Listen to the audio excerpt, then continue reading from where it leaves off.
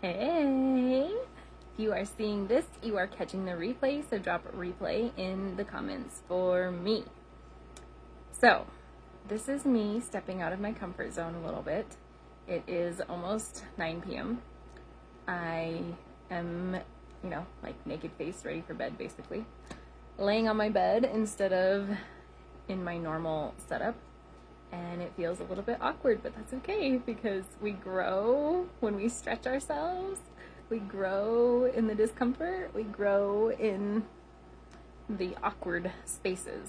So, I had something that I wanted to chat with you a little bit about this evening. And if you are new to my world, I would love it if you would drop new in the comments for me so that I can welcome you into my world. And if you watch me often, then I would hope that you would say hi, whether you are on replay or whether you are live. Because we hang out and stuff, so hi! And this video also qualifies for the Infinity Cup. So if you're brand new to my world, I have something called the Infinity Cup. And every time you share one of the lives on my personal page publicly and you drop shared in the comments, I will put your name into the Infinity Cup. And if your name comes out, you may get a 30-minute one-on-one, you may get a 60-minute, you may get some coaching dollars to use. You never, ever know what's going to come out. Ah, hi, Kyria. Ooh, I'm so glad you're here. And so that is something that I have going on at the moment. So share it in the comments, share this video publicly, and I will get your name in the Infinity Cup. So if you are new to my world, my name is Sarah Jordan, and I help women via cycles. I geek out over so many different subjects, but the overarching umbrella is cycle syncing. So bleeding or not, you have a cycle. Ooh, my phone says I have 57 minutes left. Hopefully it hangs out here for us.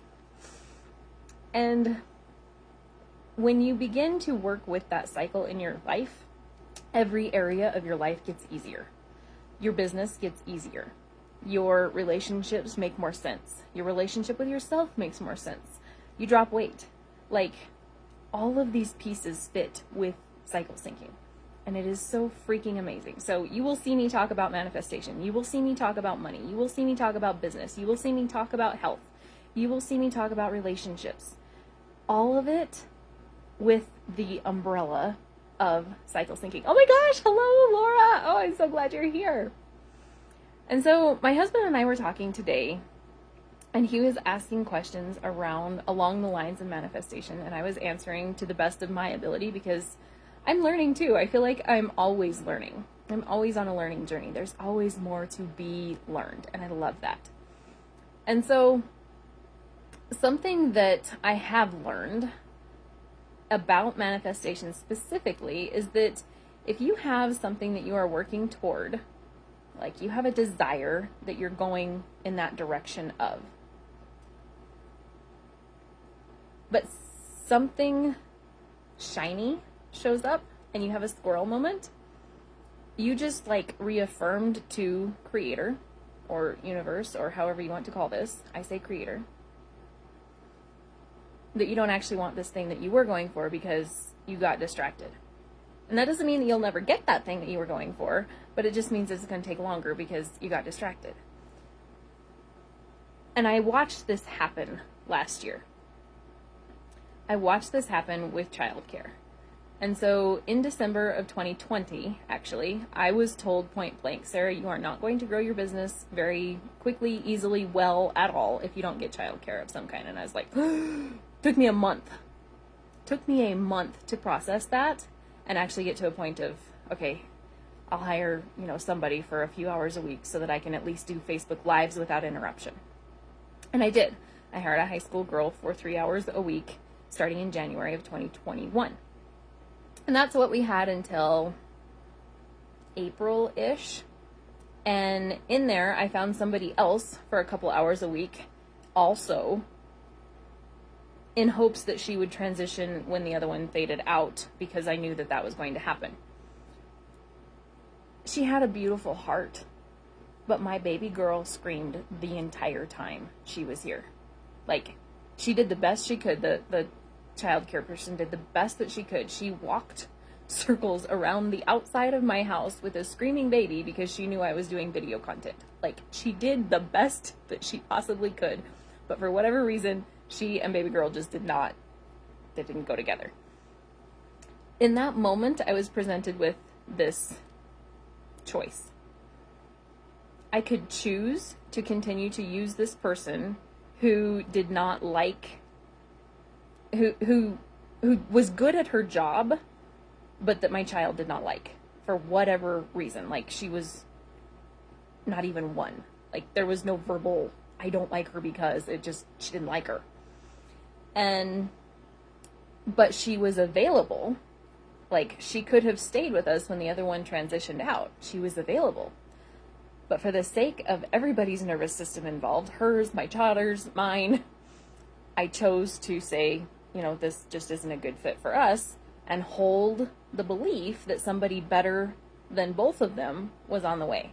Instead of clinging tightly to the one that was available, even though everybody's nervous system was like, ah! I chose to release that, fully expecting, I have something in my eye, fully expecting that somebody better fit for us was on the way. And I manifested that. Creator gave that to me because I held the belief. Instead of clinging to the thing that made sense in the moment, I let it go completely, hoping with the desire and the hope and the trust and the faith that somebody better for us, better fit for us would come. And somebody that was a better fit for us did come. She was much more active with my children. My kids didn't scream with her, which was freaking epic. They liked her. They had fun with her. They played with her.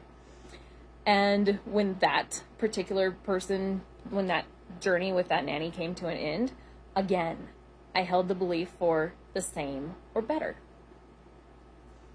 Rather than like going down the woe is me rabbit trail because she quit very unexpectedly. Of like, oh my gosh, we lost the best person we were ever going to have. What are we going to do? Instead it was, okay, how is this working for me? And we're going to bring in somebody that was as good or better. And we did, and we've actually done it again since. And so this is something that I have watched play out, and it's super amazing to me. And so when you are putting out the feeling, the vision, the spoken word, because you speak life, you literally can speak things into existence because you're made in the image of Creator, and Creator spoke everything into existence. So you have this ability. But here's the caveat. If you are actively manifesting something very specific that you desire, and something comes along that is a little bit off, but you're like, you know what, it's good enough, from kind of a lack mentality of like, well, you know what, there's just not very many nannies in the area, I guess we'll stick with this one. You actively shut down the potential of the thing that you actually want because you settle. This applies to romantic relationships. This applies to your business. This applies to an assistant. This applies to childcare. This applies to vehicles. This applies across the board. And so a question that my husband asked me today is, he's like, okay, so if I want a Tesla, which he does, but a Chevy Volt comes along, or a, what did he call it? Ford Lightning? Another electric vehicle comes along, and it's like dropped into my lap, and it's the perfect price, or it's the perfect this, or it's the perfect that. Do I have to say no because it's not the Tesla that I wanted? I was like, no, that's not how that works at all. If you're downgrading from our current like 2006 Kia to like a 98 Ford Focus because it got dropped in our lap, that would be the settling. But if you're taking a different electric vehicle on the way to the Tesla, it's a difference of going from gas to electric on the way to the Tesla. It's a step in the direction you want to go. It's not backwards, and it's not settling. Big difference. And so I talked to a lot of clients, I talked to a lot of people about pulling in the desires that they have. And the thing about desire is that it was put there by Creator. Like, the desires of your heart are not a coincidence. Not at all. Not even close. And actually had a friend and previous client in my inbox today with a verse out of Proverbs 13, I think it was. But it was when, essentially, and I'll drop the verse in the comments later, but essentially it was, when the desires manifest, it's a tree of life. Like, it is a very, very good thing when you call in the desires of your heart that Creator put there. And what does a tree of life do? It brings forth more fruit, and brings forth more fruit, and brings forth more life. And so when you bring in something that you desire, you give evidence to everybody in your sphere of influence that that can happen. It's a tree of life that then produces more fruit, because then they get to do it, and then the next person gets to do it, because they've seen the evidence that it can happen. And so my question for you this evening is, last week in the 3Ds, I asked you to make a list of 55 desires. Drop 55 in the comments for me. We have 5 people watching live. Drop 55 in the comments for me if you did your homework. I know Holly actually did her homework, because she actually inboxed me her list of 55. If you have not done your list of 55, I highly recommend that you do your list of 55. And then I want you to look at that list, and I want you to pick something on it, and I want you to say, desires don't have a cap. They do not have a limit. Ooh, Kyria did her homework. Yay. They do not have a cap. They do not have a limit. And so it can be, I want 5 homes. It can be, I want a yacht. Like, they can be as wild and amazing as possible, because the Creator that made me and the Creator that made you and He who is in you owns a cattle on 1,000 hills, owns every yacht in the universe. Like, He can give it to you like that. And so, whatever it is that's on your list, how can you give yourself that now? Sarah, I can't get a yacht right now. No, maybe not. But how can you take a step in that direction? Ford Lightning is not a Tesla X, but it's a step into the electric realm. It's a step in that direction. How can you give yourself that in this moment? We were in Colorado Springs a month ago, and I asked my husband, I was like, so do you want to go drive a Tesla? And he declined. He didn't want to in that moment, but it was me taking a step in that direction of manifesting the thing that he desires. We went and looked at properties a couple of weeks ago, taking a step in the direction that we want to go. We're not currently buying one. We're talking to the real estate agent tomorrow, but at the moment, we are not currently buying one because they didn't accept the offer that we put in. But we went and looked. We stepped in the direction of what we want to do. So if you